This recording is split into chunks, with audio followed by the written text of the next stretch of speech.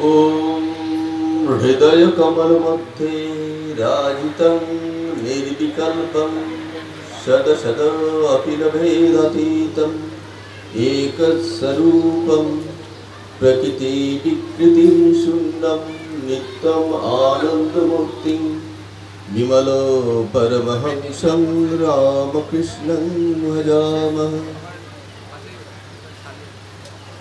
आज के 18 खाई रामकृष्ण वेदांत आश्रम आयोजित वार्षिक उत्सवे उपनीत समस्त साधु सन्त भक्तमंडली एवं এই শব্দ যতদূর যাচ্ছে তাদের প্রত্যেককেই যথাযথ শ্রদ্ধা ভক্তি নমস্কার। আমরা এতক্ষণ বেশ কতগুলো মনোজ্ঞ আলোচনা শুনছিলাম। এই আলোচনাগুলো শুনতে শুনতে এমন মনে হচ্ছিল এরা যেন সবাই একই ক্লাসের ছাত্র, যেন পরীক্ষা দিতে বসেছে। প্রত্যেকেই লিখছে, সে তার মতো করে লিখছে, কিন্তু বা এক তার মতো করে সে বলছে, কিন্তু বিষয়টা এক। বিষয়টা হচ্ছে ঠাকুর, ঠাকুরের জন্মোৎসব। ভগবান শ্রীরামকৃষ্ণের 190তম জন্মতিথিকে উপলক্ষ করে আজকে তার জন্মোৎসব। প্রতি বছরই এই আশ্রম পালন করে থাকে। শ্রীরামকৃষ্ণ কে? এটি আমাদের প্রত্যেক, আমরা যারা যারা এখানে উপনীত হয়েছি, আমাদের প্রত্যেকের কাছে তিনি ধরা দিতে পারেন। আমরা যদি জানতে চাই, আমরা যদি তার ধ্যান করি, তিনি আমাদের প্রত্যেকের কাছে আলাদা আলাদা ভাবে তিনি উদ্ভাসিত হতে পারেন। আপনাদের একটা ঘটনা বলি, গল্প বলা যাবে না, কারণ ইতিহাসের সাল তারিখের নিরিখে যেহেতু রচিত, তাই সেটা ঘটনা। ঘটনাটা 1923 সালে বেলুর মঠে। তখন ঠাকুরের 5-6 জন শিষ্যরা রয়েছেন। শ্রীরামকৃষ্ণ কে, এই একই প্রশ্ন করছেন একজন বিদেশি ভক্ত জোসেফিন ম্যাকলাউড, যাকে স্বামীজি চিঠিতে বারে বারে উল্লেখ করেছেন, খুব সংক্ষেপে জো জো। এই জো কথাটি আপনাদের সবাই জানা। জো প্রশ্ন করছেন, প্রশ্ন করতে গিয়ে দেখছেন সেখানে উপস্থিত কে কে আছেন? স্বামী শিবানন্দ, স্বামী শারদানন্দ, স্বামী অভেদানন্দ, স্বামী সুবোধানন্দ, রয়েছেন শ্রীম মাস্টারমশাই। তিনি প্রথম প্রশ্ন করলেন মাস্টারমশাইকে। মাস্টারমশাইকে প্রশ্ন করলেন এই কারণে যে শ্রীরামকৃষ্ণের একটি বাংময়ী রূপ তিনি রচনা করেছেন কথামৃতের মধ্য দিয়ে। স্বয়ং যেন শ্রীরামকৃষ্ণই তার মধ্য দিয়ে ব্যক্ত হয়েছেন কথামৃতে। তাই বলা হচ্ছে শ্রীম কথিত, যিনি একালে ব্যাসদেবের মতো এক রচয়িতা। তাকে যে বললেন, আচ্ছা মাস্টার মশাই, আপনি সংক্ষেপে এক কথায় শ্রীরামকৃষ্ণ সম্বন্ধে কিছু বলুন। শ্রীরামকৃষ্ণ কে, এটিকে ব্যক্ত করা আমাদের এক কথায় খুব কঠিন। তা মাস্টারমশাই এমন একজন বিদ্বান, এমন একজন গুণী, এমন একজন জ্ঞানী, এমন একজন ব্যক্তিত্ব, শ্রীরামকৃষ্ণের সান্নিধ্যে যার জীবন উদ্ভাসিত, সেই মাস্টারমশাই তখন কি বললেন জানেন? শ্রীরামকৃষ্ণ এক ঈশ্বর চেতনা, এক কথায় বলেন ঈশ্বর চেতনা, একটা যেন ঈশ্বরের উন্মেষ, ঈশ্বরের যেন প্রকাশ। এই কথাটি মাস্টারমশাই এক কথায় বললেন। তাই এটি নিয়ে তখন যোগ মন্থন করছেন, করতে করতে তিনি অভেদানন্দজিকে পেয়ে গেছেন। অভেদানন্দজি সদ্য আমেরিকা থেকে ফিরেছেন, যিনি 25 বছর আমেরিকায়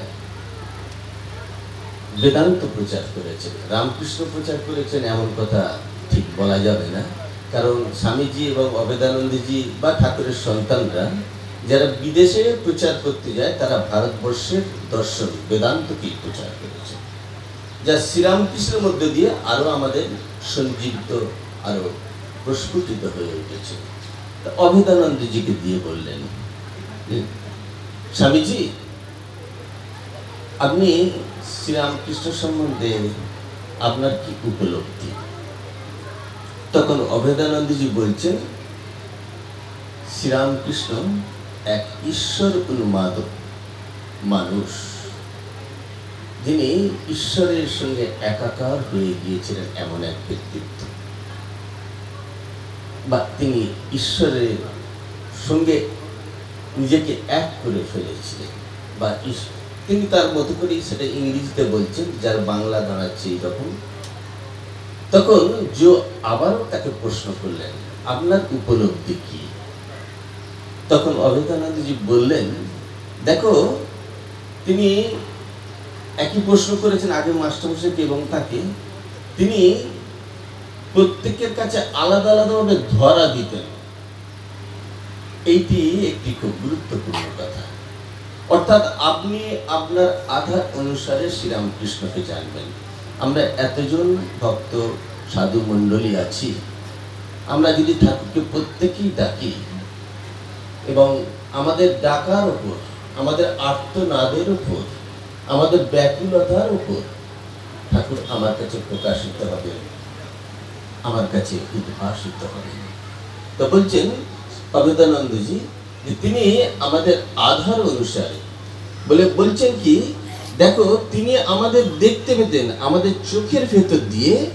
জানলার শার্সি যেমন সে শার্সি দিয়ে দেখা যায় আবার বন্ধ করা যায়, ঠিক সেই রকম তিনি শার্সি জানলার মতো আমাদের ভেতরটা দেখতে পেতেন। তাই দেখতে পেতেন এবং আমাদের কাছে সেইভাবে তিনি প্রকাশিত হতেন। অভেদানন্দজি দেখুন, একই শ্রীরামকৃষ্ণ সম্বন্ধে মাস্টারমশাই বললেন, অভেদানন্দজি বললেন।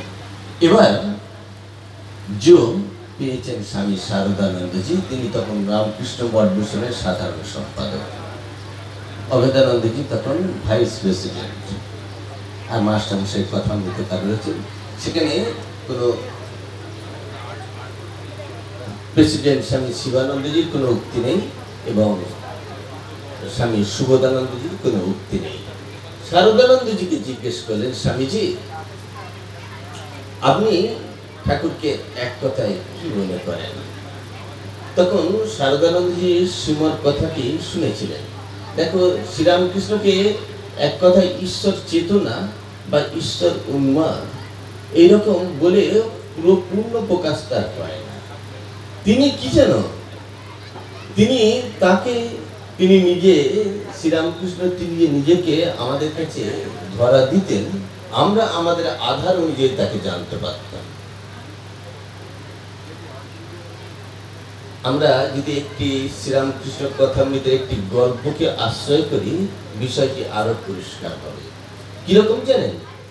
কথামৃতে দেখবেন একটি গল্প আছে, যে উপমাটি ঠাকুর দিয়েছেন, যে একটি গাছে একটি জীব বাস করত। কেউ তাকে দেখেছে নীল, কেউ দেখেছে সবুজ, কেউ দেখেছে লাল, কেউ দেখেছে ধূসর, আরো কত কি। এখন সব ভক্ত কি ঠিক দেখেছিল? যারা যারা দেখেছিল, এখন আমরা তর্ক করতেই পারি, না আমি দেখেছি লাল, এবং না আমি দেখেছি সবুজ।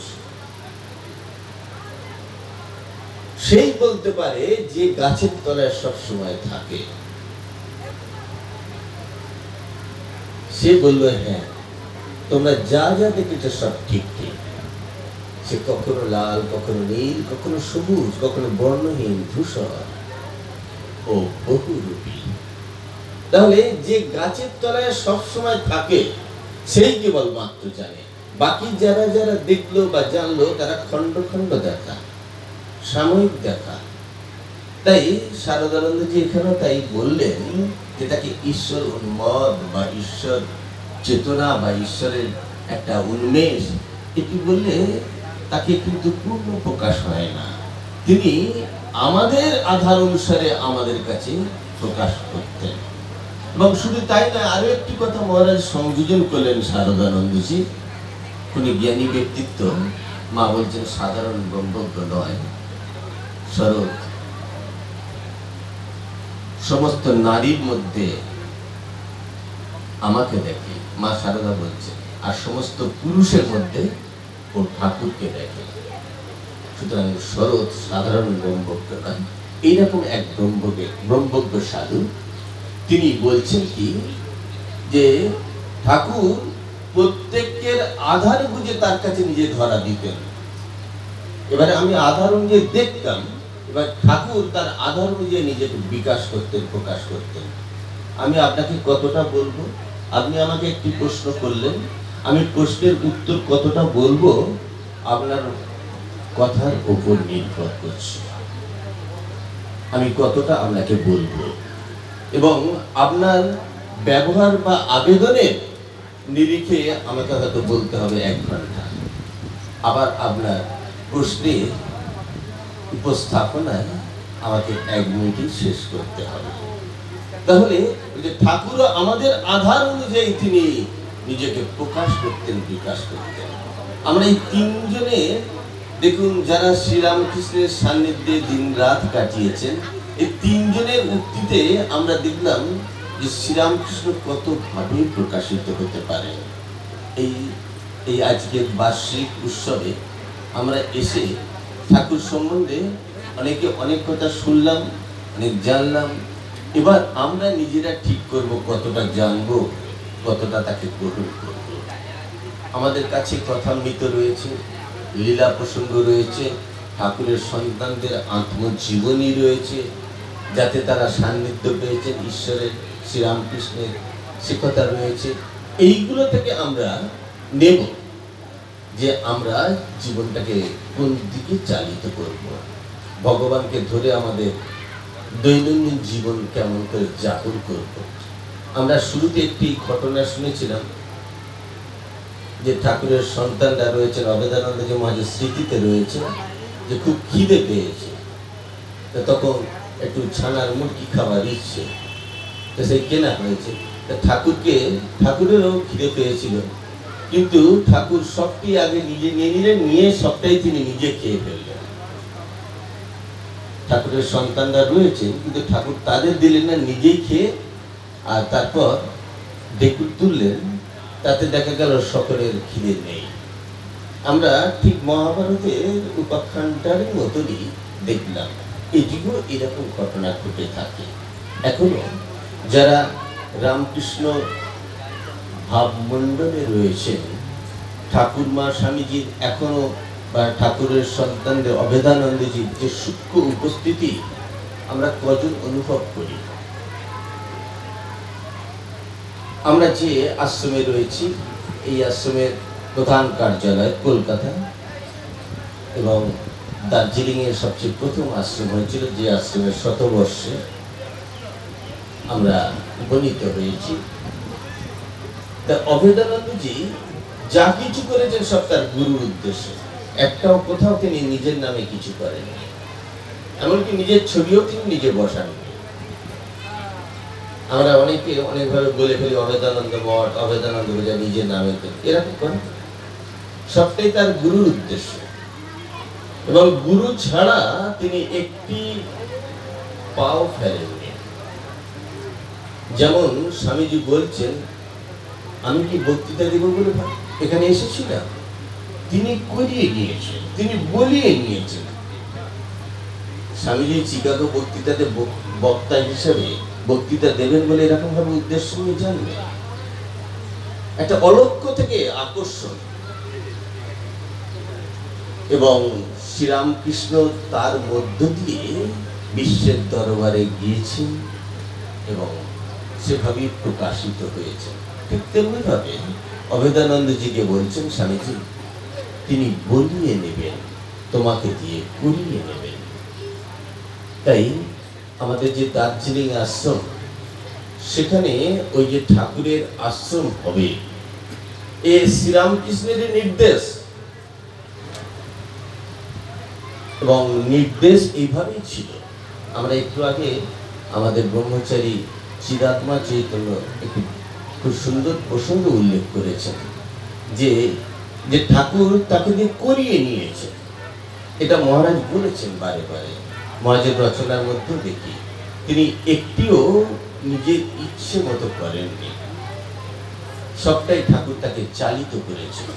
তাই দার্জিলিংয়ে যে রামকৃষ্ণ বেদান্ত আশ্রম করলেন, করে তার যখন তিনি সোসাইটি থেকে আশ্রম করলেন এবং ভগবান শ্রীরামকৃষ্ণকে প্রতিষ্ঠা করলেন এবং ঠাকুরের নামে উৎসর্গ করলেন দেবোত্তর,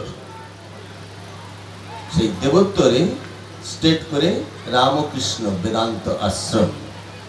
সেখানে নিজের কোনো নাম বা নিজের কোনো ছবিও তিনি ওভাবে মন্দিরে বসাননি, ঠাকুরকে, মাকে এবং স্বামীজিকেই রেখেছিলেন।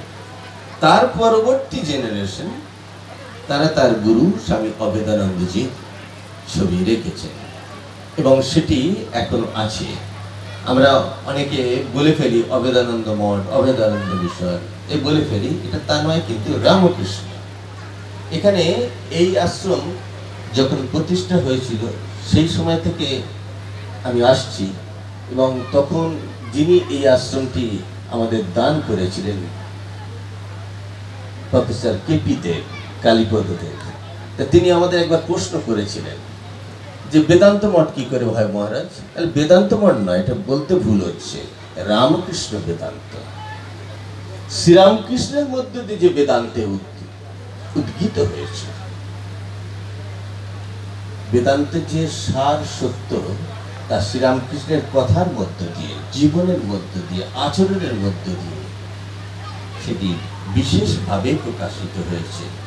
তাই এটা শুধু বেদান্ত না, রামকৃষ্ণ বেদান্ত।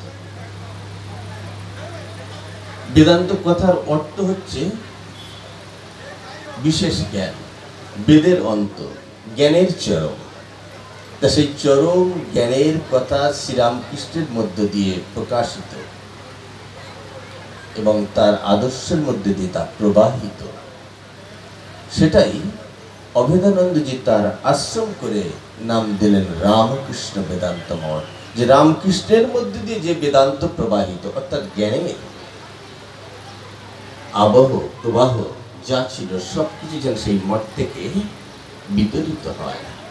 তাই রামকৃষ্ণ বেদান্ত মঠে দেখবেন একটি পাবলিকেশন আছে যেখানে অবেদানন্দজির বই, এবং বইগুলো শুধু জীবনীমূলক নয়, এই ভারতীয় দর্শন সম্পর্কে, যেখানে তিনি এই ভগবদ গীতা থেকে আরম্ভ করে, উপনিষদ থেকে আরম্ভ করে সমস্ত শাস্ত্রের সারাংশার যা শ্রীরামকৃষ্ণের মধ্য দিয়ে প্রবাহিত, সেটাই তিনি জগতের কাছে উপস্থাপনা করে গেছেন। আমরা গতকাল দেখছিলাম দার্জিলিং আশ্রমে তিনি ওই কাঞ্চনজঙ্ঘা যেখানে থেকে দেখা যায় সেই রকম জায়গায় টেবিলটি রয়েছে, সেইখানে বসে বসে তিনি রচনা করতেন। এবং রচনা বলতে তার তো জীবনটাই, সমগ্র জীবনই প্রায় রচনা বা বক্তৃতার মধ্যে দিয়ে কেটেছে। তা সেগুলো তখনকার দিনে যেসব বক্তৃতা দিতে হতো তার একটি কপি রাখতে হতো, সেইগুলি তিনি ওই দার্জিলিংয়ে বসে সম্পাদনা করেছেন। এবং অবেদানন্দজি রচনাবলী কেউ যদি একটু সময় পান, একটু নেড়ে চেড়ে দেখবেন, তাহলে দেখবেন যে আরো একটি জিনিস জানা বোধহয় বাকি ছিল, সেটা জানা হয়ে যাবে। শ্রীরামকৃষ্ণ বলছেন, যাবৎ বাঁচি তাবৎ শিখি। এবং অবেদানন্দজির রচনার বৈচিত্র্য, বৈশিষ্ট্য কি, সেটা একটু পড়লে বা নেড়ে চেড়ে দেখলে আপনারা বুঝতে পারবেন। তাই তো আমরা তো অনেক গল্প শুনেছি, অনেক ঘটনা শুনেছি, অনেক জীবনী শুনেছি, কিন্তু এই জীবনী নয়, ঘটনা নয়, যেখানে তার অনুভব থেকে বেরিয়ে আসছে। আমি যদি একটা বড় যুক্তিবাদী হই, একটা যুক্তি দেব, আমার থেকে আরো একজন যদি বড় যুক্তিবাদী আসেন, সে আমার যুক্তির ওপর যুক্তি খাড়া করে যুক্তি খণ্ডন করতে পারে। আরো বড় যুক্তি আসে ভাই, সেই যুক্তি খণ্ডন করতে পারে। যখন আমি উপলব্ধি করবেন, অনুভব করবেন, সেটিকে কিন্তু খণ্ডন করা খুব কঠিন, দুষ্কর। অবেদানন্দের সেগুলো সব উপলব্ধি। আমরা তো আজকে ঠাকুরমা, স্বামীজির সবাইয়ের কথাই শুনলাম, তবুও একটি অবেদানন্দজির ঘটনা আমাকে বলতেই হবে আজকে, না হলে এই বিষয়টি আরো পরিষ্কার হবে না। অবেদানন্দজি আমেরিকা থেকে ভারতবর্ষে আসার জন্য একটি জাহাজের টিকিট কাটতে গেছেন। দেখুন, বলছে তার গুরু তাকে অলক্ষ্য থেকে সবসময় চালিত করতেন, টিকিট কাটতে পারলেন না, নিষেধ করলেন, আবার চেষ্টা করলেন, কাটতে গেলেন, পারলেন না, তৃতীয়বার চেষ্টা করলেন, টিকিট কাটতে পারছেন।